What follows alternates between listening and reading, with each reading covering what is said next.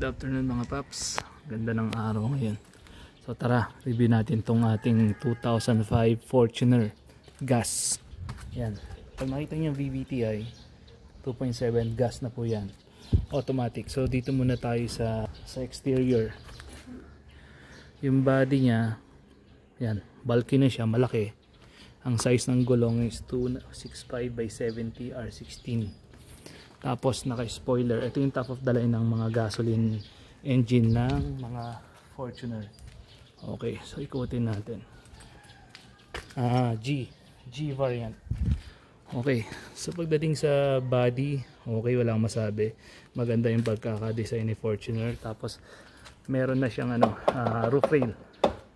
So kung gusto niyo maglagay ng na carrier, pwede kasi may abang na siya kaagad. Okay. So dito tayo sa interior. Pagpasok naman sa interior,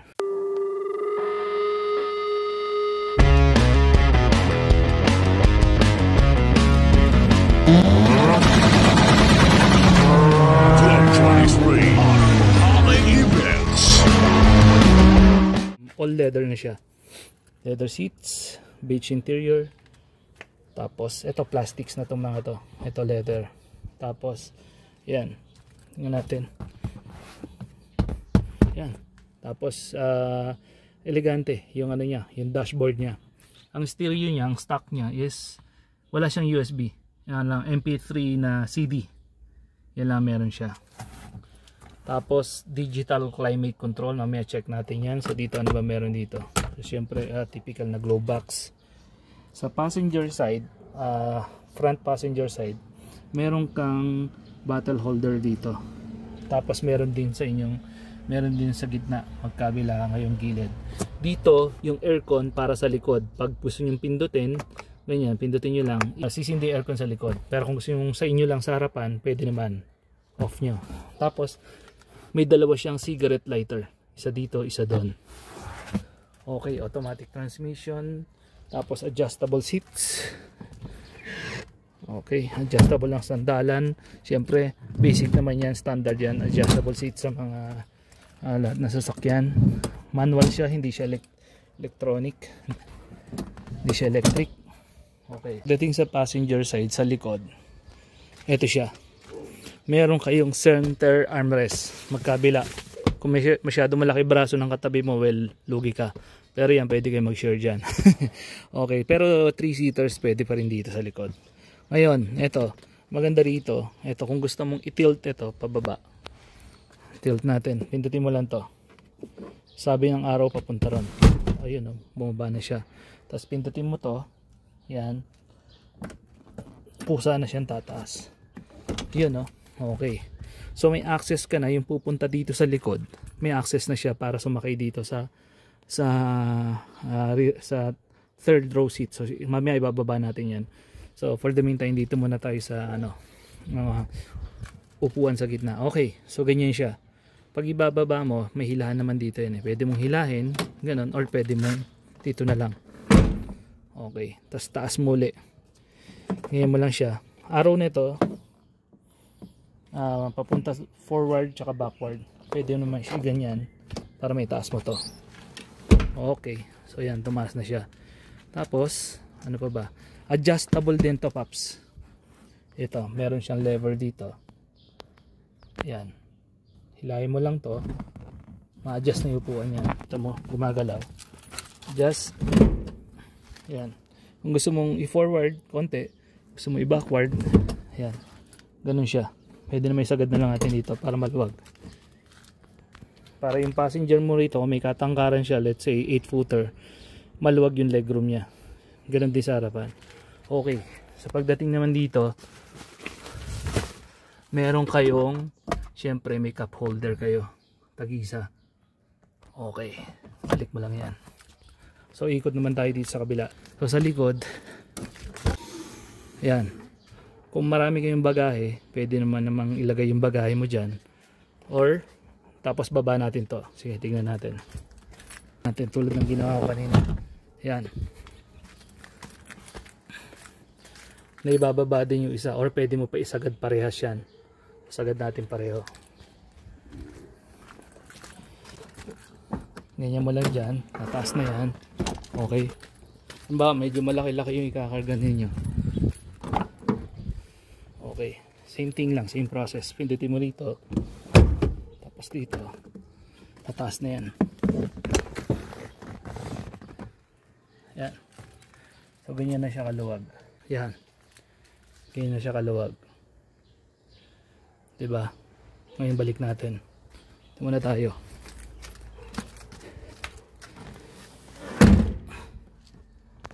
Yan. Okay, so binalik natin yan. Try natin ibaba to. So nandun yung pinaka hook nya. So hilahin lang natin to. Yan, maglalak na siya dyan. Okay, tapos to pindutin lang natin para umangat to, itong sandalan. Ayan, so umangat na yung sandalan nya. Ganyan na siya yung forma nya. Tingnan natin sa kabila. Okay, so yun yung sinasabi ko kanina, kung pati isa binaba natin, pag sasakay ka, dito ka nadadaan. Yan, sampa mo lang yung paa mo dyan, papasok ka ng ganon, makakaupo ka na. Okay, so ngayon, ito naman, baba natin, same process lang din. Okay, ito rin, adjustable din to. Yan, meron din siyang lever dito, pwede mong i-adjust natin.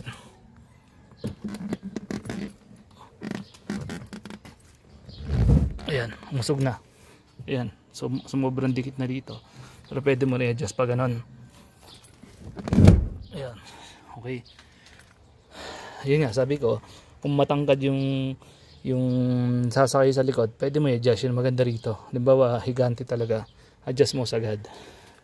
Tapos dito, siyempre, leather din siya, power windows.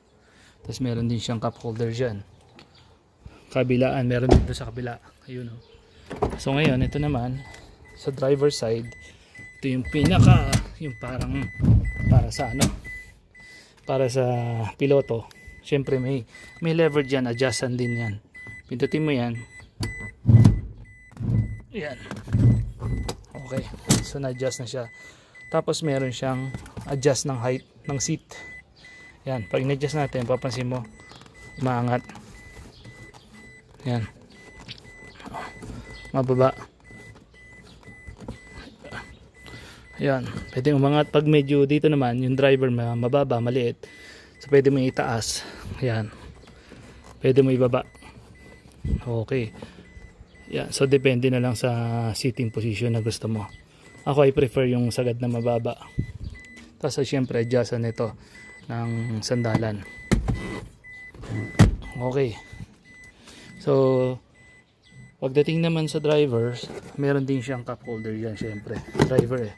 Plus meron ka pang isa rito, lagyan mo ng kape, soft drinks dito, tubig, ganon. Tapos power windows natin. Okay natin. Okay, power windows, check natin yan. Yan, no, ganon din doon, mababa, tumataas. Tapos syempre may auto lock tayo. Yan, lock, lock, unlock, lock, unlock. Okay, dito naman sa mirror, andito yung ano niya, andito yung tawag dito, control niya. So din left and right. So dito tayo sa left mirror, right mirror. Ayan, lagay natin sa, syempre right yung kukontrolin natin, lagay natin sa right. Okay, pindutin natin. Ayun, no, taas, baba, gumagalaw, ganun siya. Ayan, taas, baba, gumagalaw, ganun. Alright, so maliban doon, okay, meron tayong SRS airbag. Ang maganda rito, dual lang airbag natin. Meron sa driver, meron sa passenger. Talagang safe na safe. Okay, tapos yung digital climate control natin. Sige, start natin, Paps.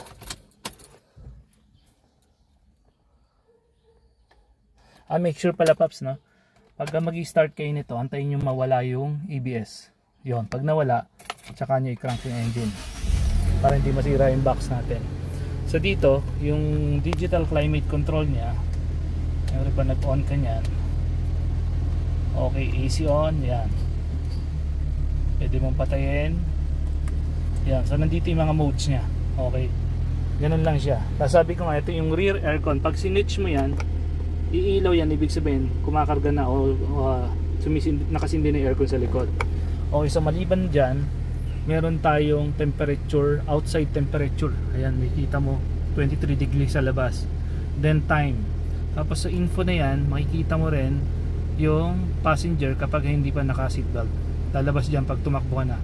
Tapos sa info, meron kang average consumption 5.5 km per liter. Yan, malalaman mo na dyan kung ilan yung tinakbo mo, ilan yung average kilometer per liter, something. Ito yung gas consumption, no? Yan, average consumption mo. Tapos ilan yung tinakbo mo mula nung ginamit mo to, ni-reset mo siya. Tapos ano yan, 307, ano ba yan? Yung range ng tatakbuhin ng gasolina mo. Tama ba ako? Correct me if I am wrong. Check, pa-comment down below po. Yan, 113 kilometers.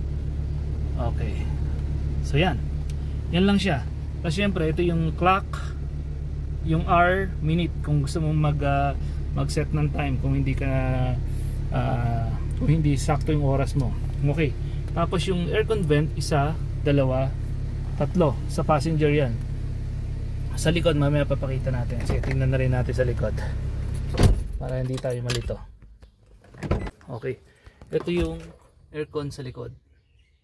Yan, dyan mo makokontrol. May on, off, tapos low, high, rear cool. Yan, dyan yan, kita mo yan. Sarado na natin to. So syempre may wiper, naka spoiler pagka top of the line. And then ano pa makikita natin dito? So maliban dyan, meron tayong dimmer. Ayan, dimmer po tawag dito. Kung gusto mong mas maliwanag yung sa dashboard natin, dimmer, i-dim mo lang siya. Yan, dimmer, low dim, high dim. Parang ano lang, no? Parang high beam, low beam.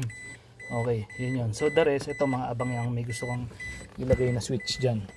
So ano ba? Dito, pagdating dito, andito yung switch ng rear wiper at saka ng front wiper. Andito rin yung mist.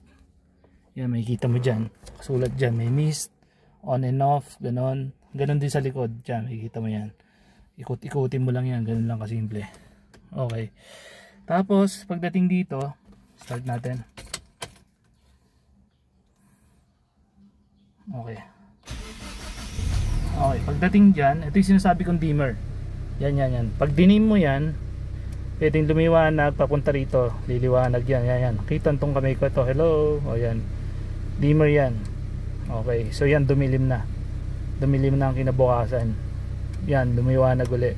Yan ang dimmer natin. Okay, so dito, yan, may kita ninyo yung odometer niya is 160 kilometers na something. Tapos ano pa ba, gas consumption, gas level, temperature level, andyan siya, RPM, speedometer. Yan. Ulitin natin. Andito yung fuel level, temperature level, speedometer, odometer, yan sa baba, RPM. Yan ang mga basic na makikita natin dyan. Okay. Tapos, papatayin na natin. Ano bang meron dito? So, pag on mo naman, makikita natin ng mga icon dyan. Siyempre, check engine, ABS, battery, park light, airbag, seat belt, kung may nakabukas kang pinto, and then oil. Yan. So basically ganun lang naman. Then tignan natin yung harapan ng makina na meron to. Bubuksan niyo yung ano ninyo, hood. Ito po yan. Yan. Napapagkamalan nila ito eh. Ito yung sa gas tank. Ayan, nakasulat naman po, gas tank. Hinila mo yan, bubukas dun. Yan.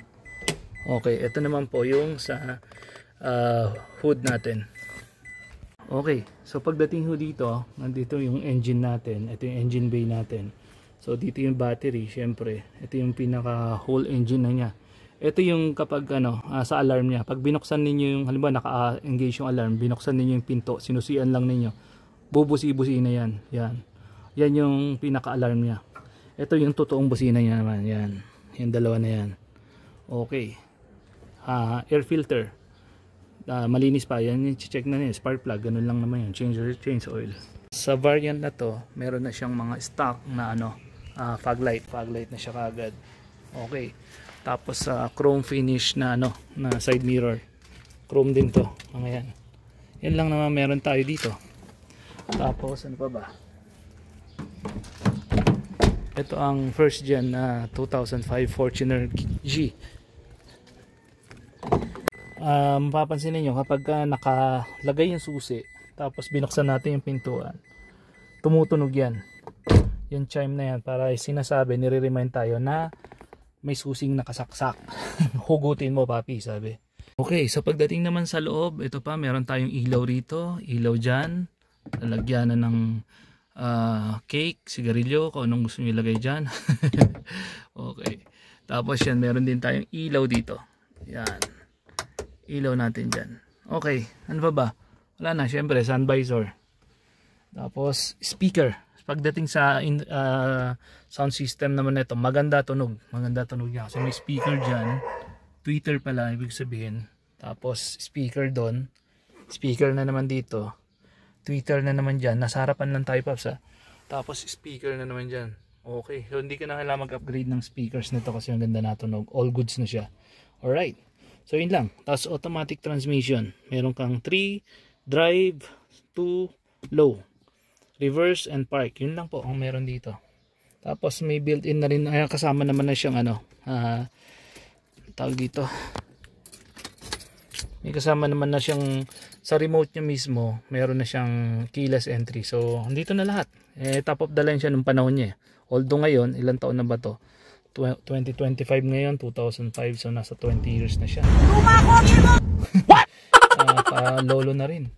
Okay, pero pinakamatanda yung ating si Serio Datang 1996. Yan. Okay, so yun mga paps. Kung nagustuhan niyo yung video natin, syempre dating gawi. Yan ang 2005 Fortuner first gen 2.7 VVTi gas. Ayun, syempre dating gawi. Like, comment, share, and subscribe, and Papi Power. Okay, sa mga gusto mag-ari nito, okay, ma-recommend ako to. Hindi siya ganun kalakas sa gasolina, hindi ganun kahina sa gasolina. December, sakto. Alright, tahimik na.